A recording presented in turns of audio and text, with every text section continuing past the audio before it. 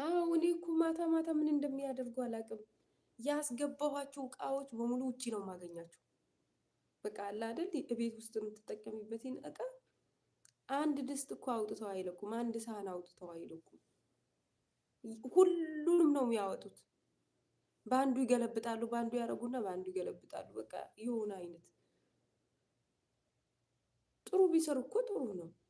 አሁን ያንንም ሲገለባብጡ ጥሩ እኮ አይሰሩም። ወይ ያ የሚደፋ ምግብ ነው የሚሰሩት እየተለማመዱ ማለት ነው። ይለማመዳሉ እኮ ነው። አሁን እኔ ቤት በቃ የልምምድ እንትን ነው። ዱቄት አውጥተው ዱቄቱ ምኑ መሬት ላይ ነስንሰው ምናምን ነገር በቃ መሬት ላይ ይጫወታሉ በእንትን ይሄ እንደ ጭቃ ማለት ነው። በዱቄቱ ዳቦ ዱቄቱ የለም ያቦኩታል ህፃናቶቹ። ከዛ መሬት ላይ በቃ እና በጣም ይደብራል። የምር በጣም